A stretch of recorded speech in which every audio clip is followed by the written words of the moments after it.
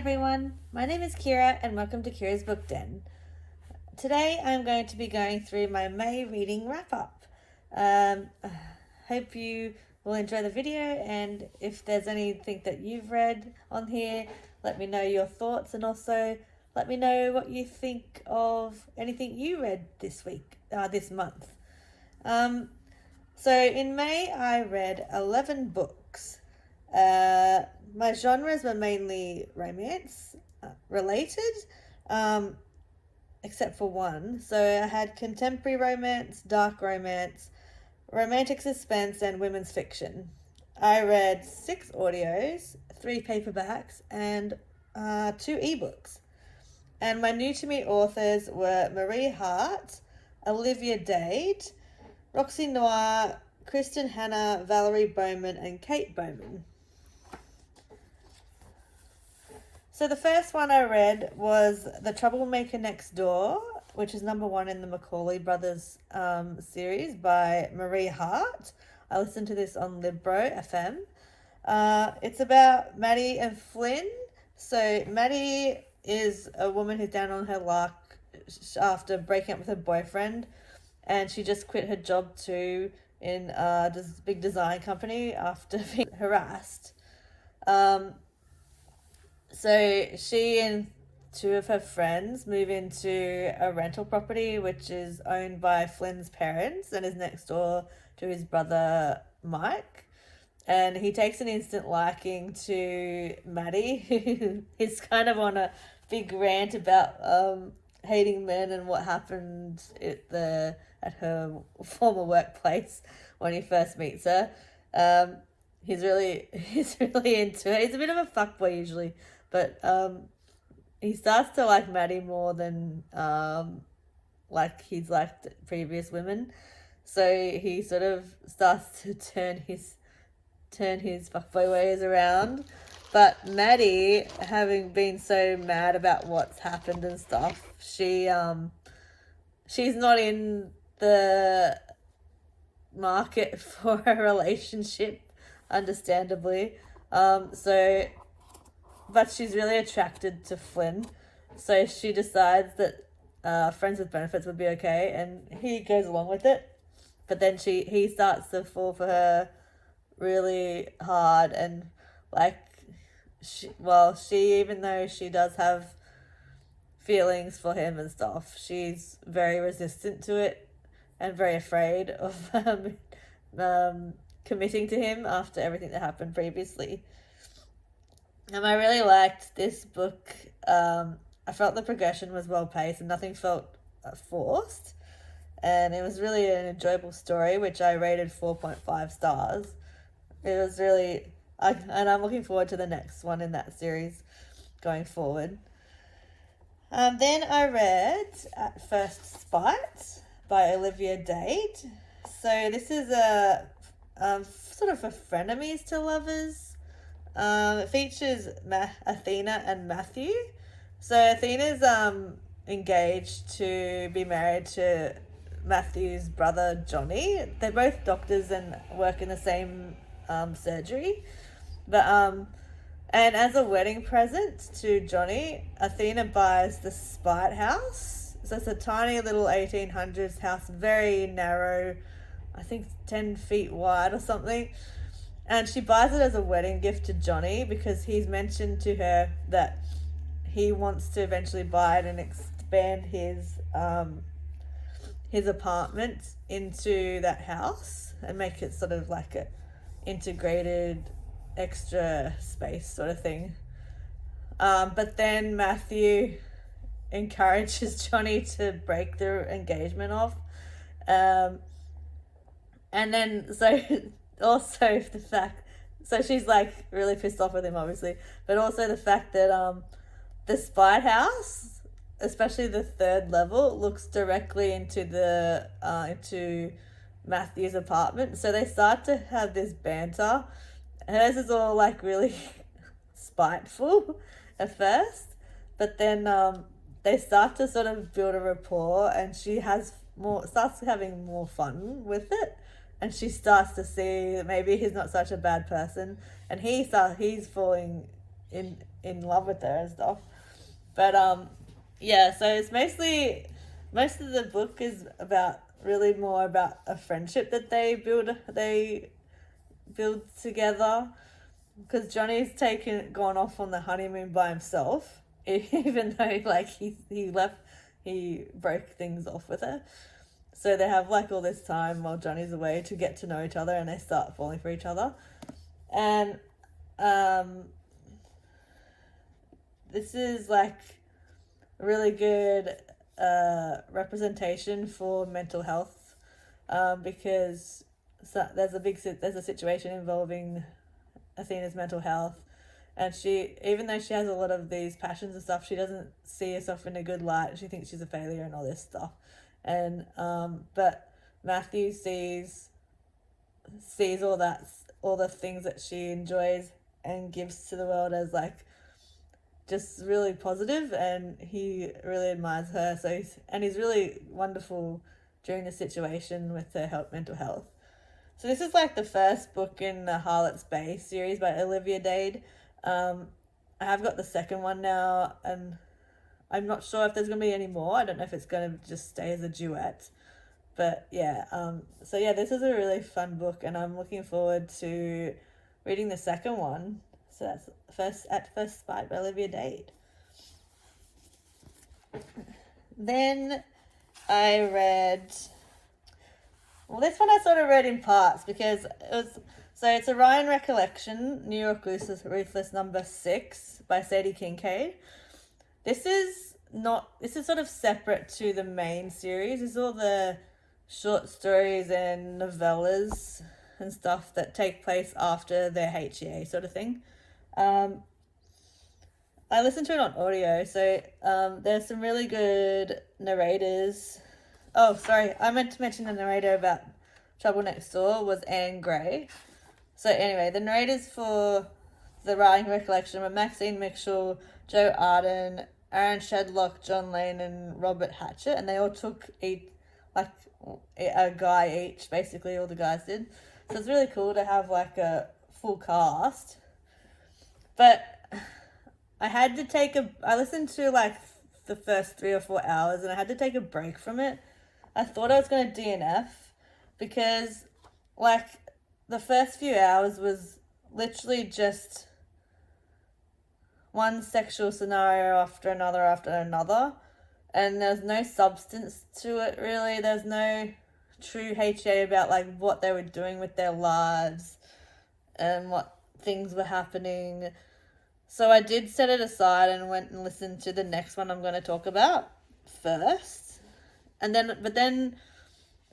did rate it very low at first, but then I came back to it and I continued listening, and it went into the novellas, which were much better, because then there was a hostage situation with Jesse, and there was Thanksgiving and Christmas and stuff, and so it wasn't just like one shot little sex scenes which had no story or surrounding them.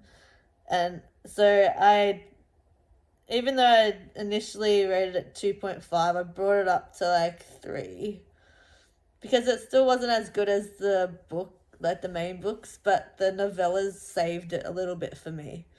So yeah, that was the 3-star for me. Then I listened to Enemies with Benefits by Roxy Noir. This is number 1 in the Loveless Brothers series. I listened to it on a Book Funnel audio as a freebie. The narrators are Tor Tom and Monica King. This is about Eli and Violet. So Eli is a chef who has traveled the world. Like he's basically done like working travel, something I would love to do. I sort of did it back when I was younger for like a year. But like, so he's traveled the world. He's worked in like for rich people, and then he's worked in like little in the wall, hole in the wall places. But now he's come back to Spruce Spruceville, Virginia is their small town. And he's working at this restaurant when Violet goes there on a terrible date. The guy she goes for a date with insists on driving her there. Then he insists on paying, but then he insists that because he paid, she should sleep with him. And obviously she's like, no way. So he literally like ditches her, and Eli sort of helps her out of the situation. Yeah, so it's hilarious. That is terrible in a hilarious way. But then, because she's an event planner, they end up working for an wedding event venue on the outskirts of town. It's really upmarket, like it's marketed towards like the elite, like so celebrities and power couples and politicians and stuff like that. And like each season there's like a big bonus that people can win, and this year it's $25,000. So they all have to, basically whoever does the best job for gets this 25K. So like she's wanting to buy her own place and stuff, so she's like, that'd be great for a deposit. But they end up like being, because they're attracted to each other and they've known each other since school, and she's always had a bit of a crush, but she also kind of hated him because he was a bit of a jerk to her. But she was always really super competitive to him and wanting to always better him. And this sort of comes to a head in this. And so like they're basically enemies with benefits, literally enemies with benefits. The premise is in the title. So they start sleeping together, but they hate each other at first anyway. But yeah, it's really well developed and it's not like disjointed or anything.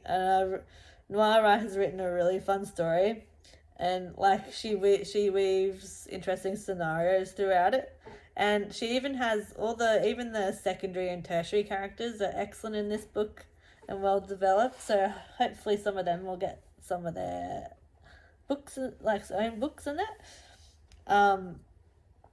I've started listening to the second one a couple of days ago, so this is which is about like Dan, and he's a single father. But anyway, this one I gave 4 stars. It was so good, really good book. Then I read in ebook form on Kindle, Bad Cruise by LJ Shen. So this one was a standalone. LJ Shen's generally known for her dark romance, but this one was much more rom-com. So, but it still had like the LJ Shen thing of like really flawed characters and stuff, which is really cool. So this one is about Tennessee Turner and Cruz Costello. So Tennessee's sister and Cruz's brother are engaged to get married. And the Costellos, who are very, very wealthy, they book everyone. Well, they suggest that everyone goes on a cruise as a pre-wedding get-together for the families, so they can get, like, the direct families, so they can get to know each other and all this. For some reason, I don't know why they don't all book it together, but it's up to Tennessee to book the tickets for her and Cruz, and Cruz gives her his credit card details to do it and stuff. But she ends up booking A, the wrong ship, and B, only one room on the wrong ship. So they have to like room together. He's super pissed off with her and stuff. And like she's also very upset because like she's a single mother who's like, everyone in the town disrespects her and like thinks that she's just such a failure basically for being a teenage mom and stuff like that. But so she has a 13-year-old son, and because she works in a diner, they don't earn a whole lot of money, and this was going to be like the first ever holiday that she could take with her son. But now like they're separated because they're on the wrong boat and stuff. But like Cruz sort of starts to see the real side of Tennessee because of what the town thinks of her, as like white trash. Basically, she really plays it up. So she dresses like a trashy woman, like with the big hair and way too much makeup, and she really plays up to that stereotype that they've labeled her with. But Cruz starts to see beyond it, and they do start to hook up with each other while they're by themselves on this ship. They eventually meet up with the other ship, but then the story goes on from this forced proximity on the cruise ship to back home in the aftermath of that.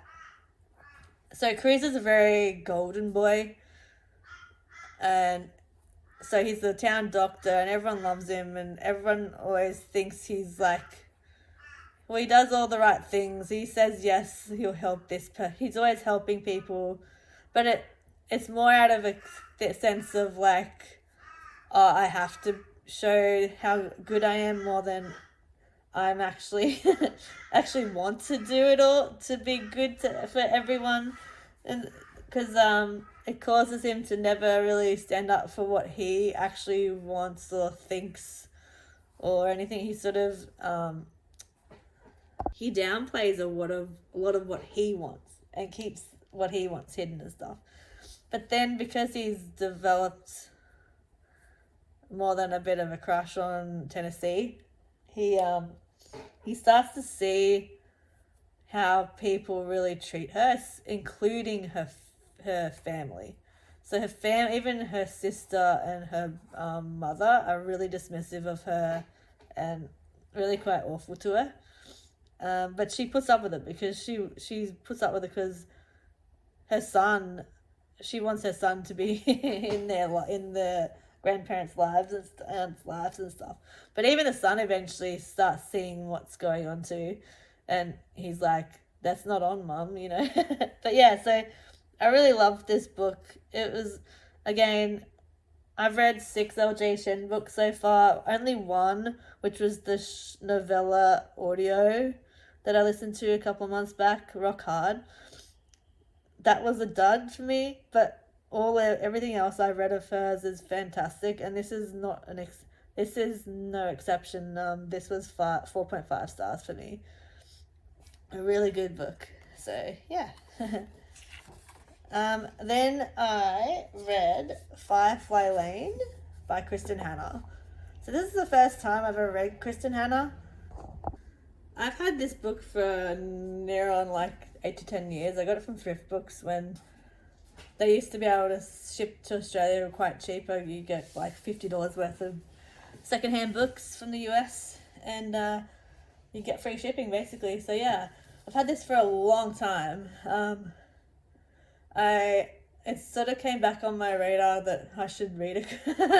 Like I have a lot of books that I have had for years that I haven't read, but like this came sort of back on my radar when the TV show on Netflix started coming on. But I don't like reading. I like reading the books before I see the shows and stuff. So yeah, this is about 2 women who meet when they're teenagers, back in the 70s, and it follows their friendship all the way from this 1974, I think it is. Well, the book starts in 1974 anyway, but it goes from the 70s through the 80s and the 90s to the mid 2000s. And it follows like Tully, who she's an abandoned child basically. She's raised by her grandparents as a young child, but then her mother takes her again, and her mother's all kinds of messed up. She's a hippie, druggy, sort of really a terrible mother, and she has no maternal instinct towards Tully whatsoever. So Tully's really struggles to show real love towards people, but also she's very self-centered. and everything has to be her way. Everyone has to play by her rules, basically. And so Katie is the other girl in here, or woman, and she's like very reserved and quiet, and she's a bookish sort of girl, and she's so enamored by Tully that she goes along with Tully with everything, and she loves her so much, like a sister. Like, she gets annoyed with her a lot, but she still, for the most part, for most of the book, she goes along with whatever Tully wants, sort of thing. There are certain points in the book where she does eventually make her own choices and sort of has to deal with Tully's fallout, like, of being like, we're going to do this together. But it's all Tully's, whatever Tully wants, you know what I mean? But, so she does stand up for herself with certain times, but, she goes along with Tully way too much, I think. Yeah, so it's such a good book, a good exploration of such a long friendship through the ups and downs of like life. So like teenage years, college years, husbands and children and love lives and jobs, all this sort of stuff. So yeah, it's a fantastic novel. I love it so much. I'm gonna read Fly Away fairly quickly, so because I want to keep fresh in my mind what has occurred in here and the ending, and then because that follows on. Years ago, I actually got Fly Away first from a discount bookstore, and then I realized it was the second in the series, so I went hunting for this. So yeah, I'm gonna read that within the next couple of months too. So that's Firefly Lane, and I rated it 4.5 stars. Such a good book. Then I listened to Releasing 10 by Chloe Walsh, this number 6 in The Boys of Tommen. This is about Lizzie Young and Hugh Biggs, and it's narrated by Matthew Forsyth and Jacqueline Milne, who've done the whole series. So I really love this series, and this book was no exception. For me, I think there's 2 lines of young adults. So there's young adult for young adults, and then there's young adults that features young adults that I think maybe should not be for actual young adults. And Boys of Tommen is one of those series that I think is more for adults that features young adults. It's not actually young adult, even though I think it's marketed that way. I think it's more... I think there should be like an age limit of like 16, a mature 16 or up sort of thing, rather than like 12, 13, 14. I think they're too young for that. Because there is some major issues in these books, like that the characters go through, like so how can I explain? So Lizzie Young, the book is mainly, it starts with Lizzie and it goes for quite a while with just Lizzie in it. So Hugh doesn't come in for quite a while because it shows Lizzie from when she's about 3 or something, but she's always like having issues like with attacking other children when she loses her temper. She has manic episodes and all that, and she's eventually diagnosed with bipolar as a child. And so it goes through all that stuff before they live in Ballylagan, and then it shows them moving to Ballylagan, and when she starts the school there, I think it's like kindy or year 1 or something young like that, that's when she meets Hugh, and that's when he sort of comes into the story. So they become friends very much from the start. He doesn't know why she carries on, but he can see the reasons why, because it's not always just that she's flipping her lid for no reason. And he actually stands up for her a lot because he can see why this happened, why she did that, you know what I mean? And so he becomes like a real rock for her, and he helps her, something about him stops her from having all the like attacks and things like that. She's not as violent around him, like she just seems to calm around him, and he's like not a normal kid. Like most kids would just like not really understand or want to understand or sort of thing, whereas he's a very bright young boy, and so he can like see things happening with her and amongst the adults and everything that most kids don't notice. Some really awful things happen to Lizzie. He can't get it out of her, obviously, but he doesn't mind, and he always like soothing her and happy to lay with her and look like take care of her, and she does the same for him when he's going through some things. There's a lot of overlap with, like, you get to see why she doesn't like Gibbsy. And you see a lot of her sister Kiva, who in previous books, spoiler alert, in previous books, you learn that she ended her life, but you get to see why all the threads that have been sort of planted in the previous books sort of really come together, start to come together in this one. And you also see that Mark is Kiva's boyfriend, and she's around Lizzie's house. He is around Lizzie's house a lot. And if you read Gibbsy's book, you know what might be happening between them, what he might be doing to her. And yeah, so it does end on a little cliffhanger, because there is going to be like 2 more books coming out of this. I don't know when, sometime, and I'm really looking forward to it, because I think Gibbsy's one isn't finished, and neither is this one. So but yeah, I gave it 5 stars. This is a type of series that I wasn't keen to read them, but I started giving it a go with the audio, and for me, that's what made the books.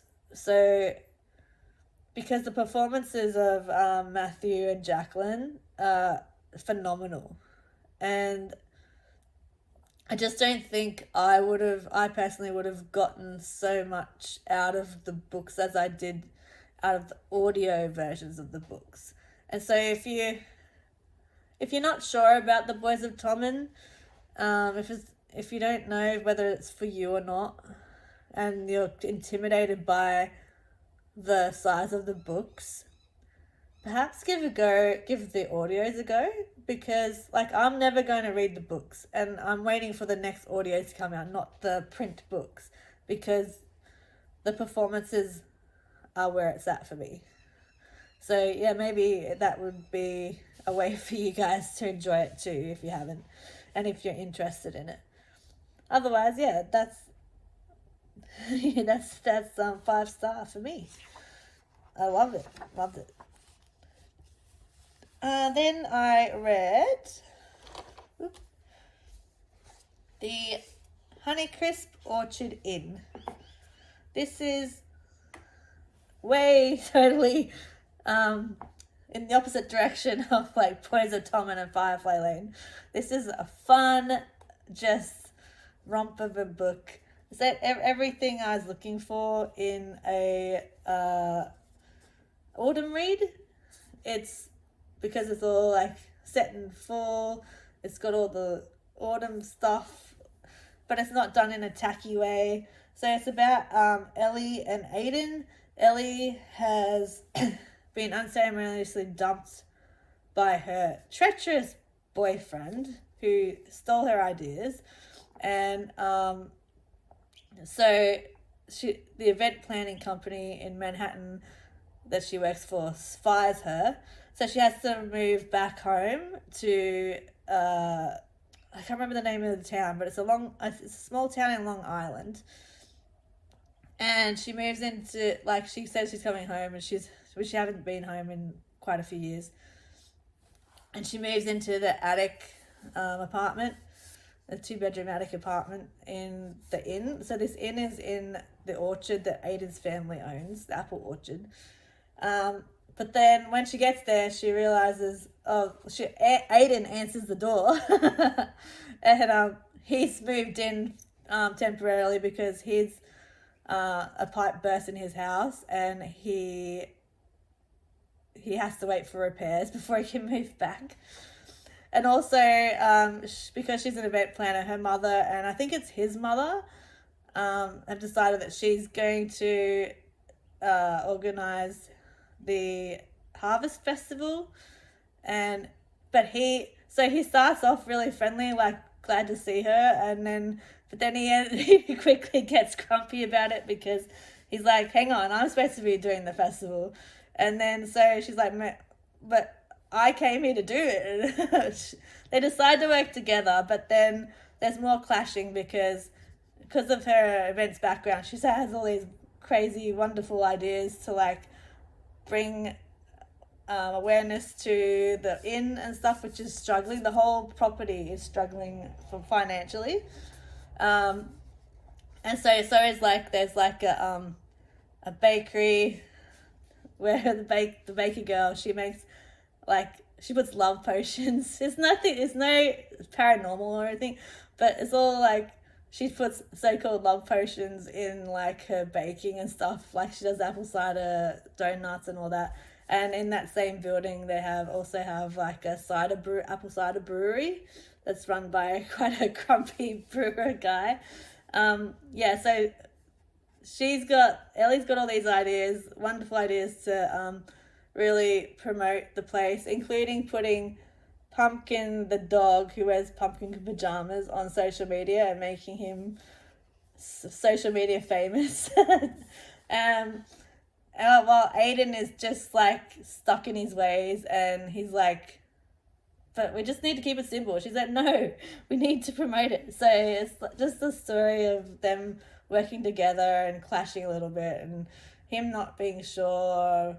And he's also working on something secret of his own, and she's like, we should promote this as well. So it's a really fun book. I loved it so much. It's everything that I was looking for in autumn read. So The Honeycrisp Orchard Inn by Valerie Bowman, and I rated it 4 stars. It was so fun. Then I listened to Burn, Smoke Number 8 by Abby Glines. This one I listened to on Audible. I've been listening to the whole series of this one as well. This one's about Kai and Genesis. So Genesis they met when they were children, when Genesis was a tomboy and she was 7. Him and their mutual friend Bowie were 9. And she sees them climbing a tree, so she's like, I'm going to go over. I think they live across the road from each other. She's like, I'm going to go over and show them how good I am at climbing this tree. So they end up being, they're so impressed by how brave she is and stuff. And she's not fazed by anything that whatever they can do, she'll do it too, sort of thing. And so they form a friendship that young. And it gets to teenage years and she ends up dating Bowie, but then sort of ruins it because Kai kisses her and Bowie catches them. So then it's like Bowie buggers off for quite a few years. But Kai and Genesis still just hang about being friends and stuff. So they're best friends.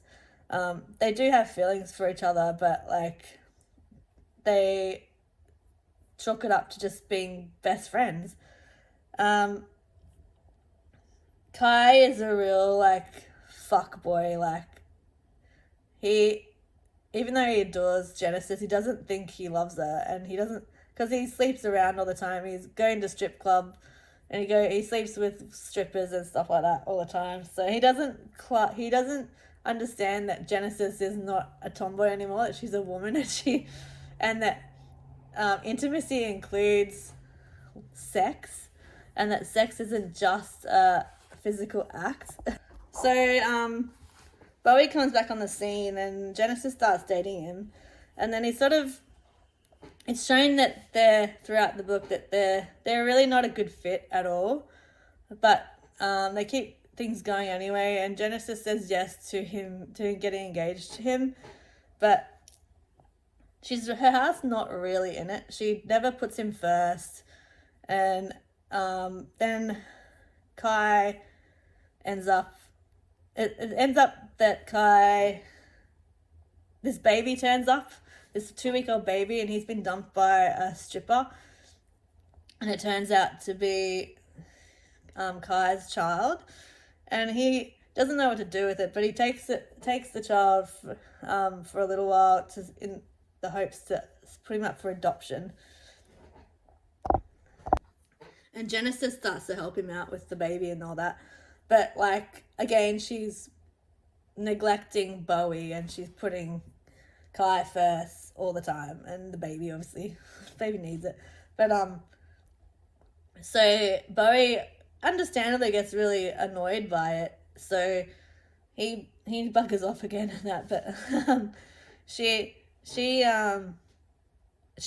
I like that she has the emotional maturity to understand that yes, she did do the wrong thing by Bowie.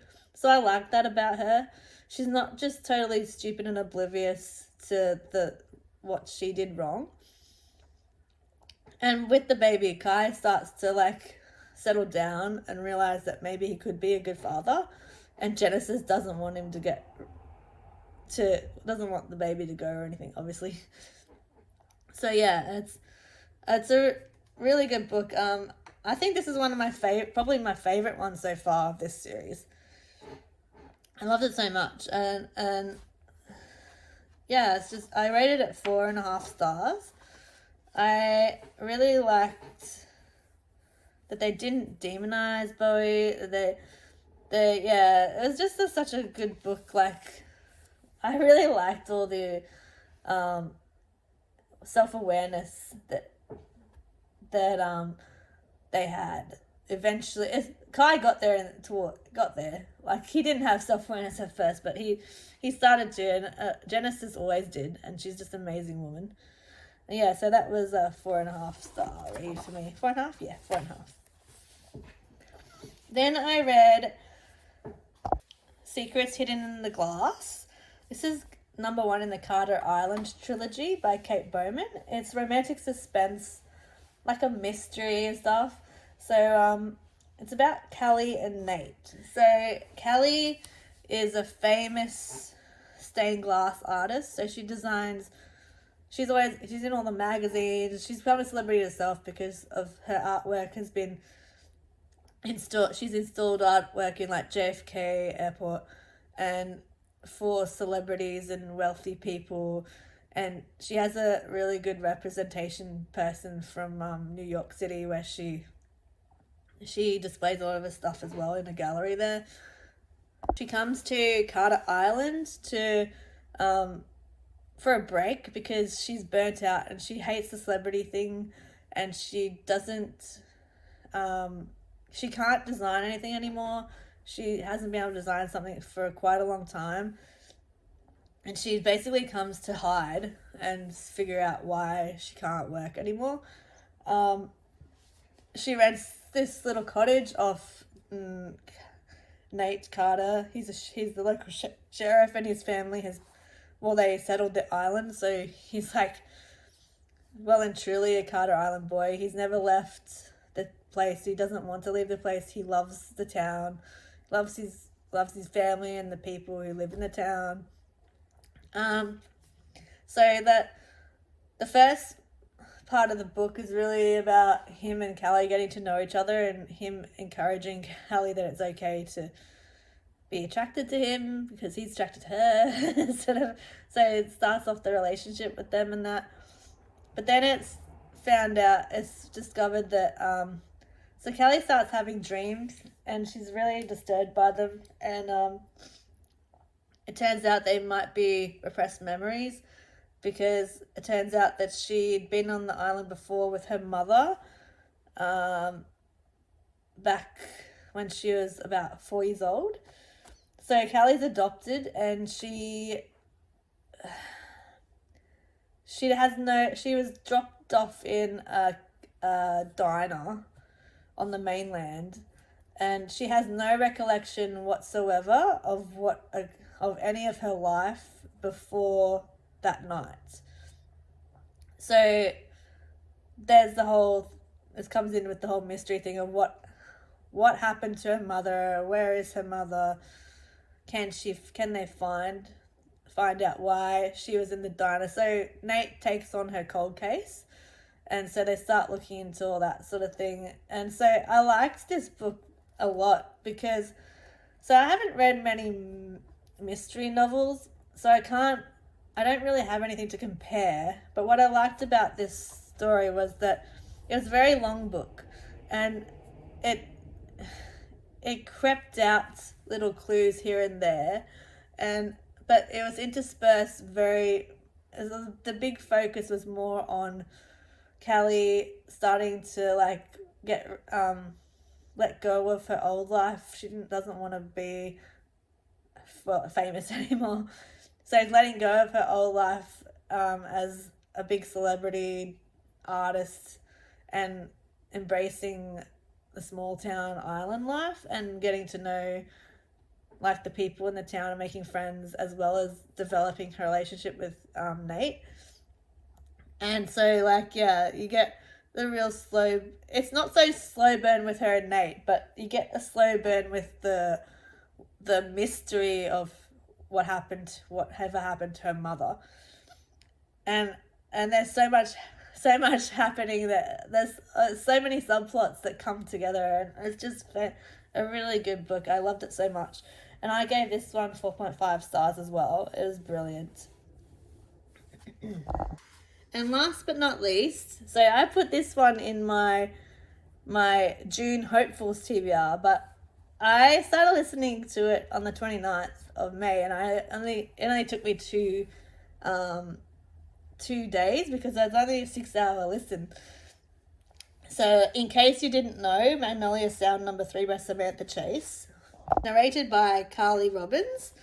This is about Mason and Scarlett. So Scarlett is from a poor family, fairly poor family. Her father is a mechanic, and her mother passes away when she's very young, and so it leaves her father raising three brothers and her, and he doesn't know how to raise a girl, so he basically just raises her like a boy. So she ends up being tomboyish and into lots of boy stuff, but she also very much wishing that she also got to be feminine and girly and learn all that sort of stuff as well. So she also became a mechanic, but she is a motorcycle mechanic.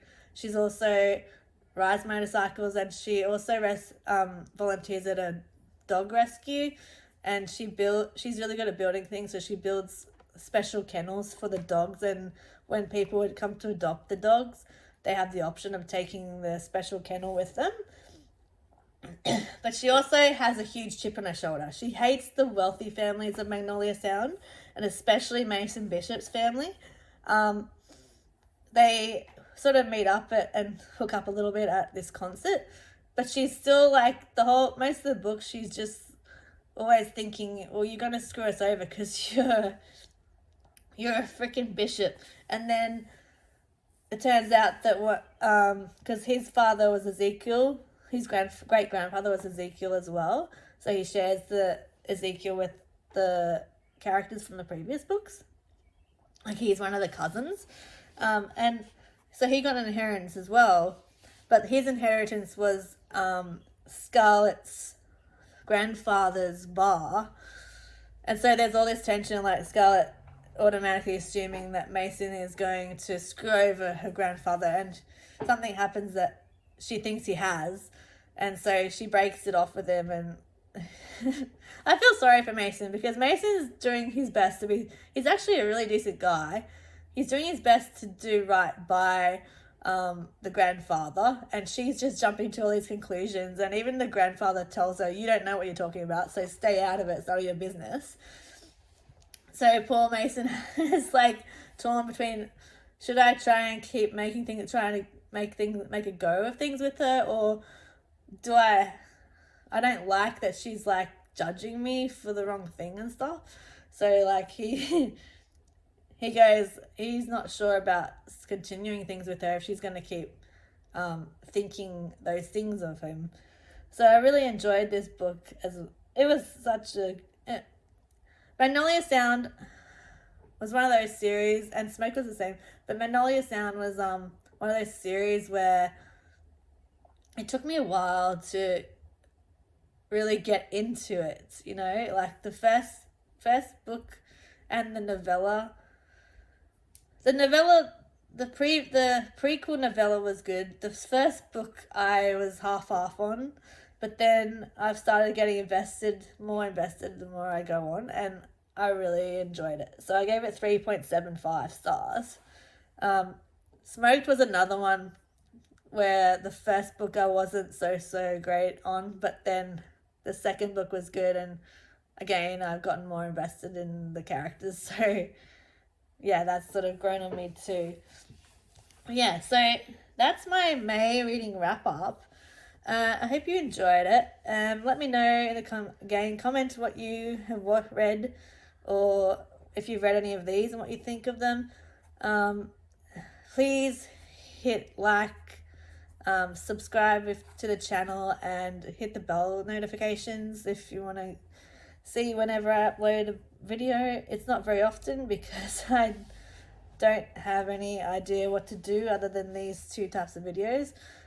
I'm not so keen to do reading vlogs, I don't think, because I'm not great at editing, and I don't know how to do those, and plus I'm not a fast reader, so I don't have any inclination to do reading vlogs. But other than that, if you've got like suggestions of what you want to see, maybe like me do videos on, then yeah, go ahead and give me some suggestions. Otherwise, thanks for watching, and I'll see you in the next one. Cheers.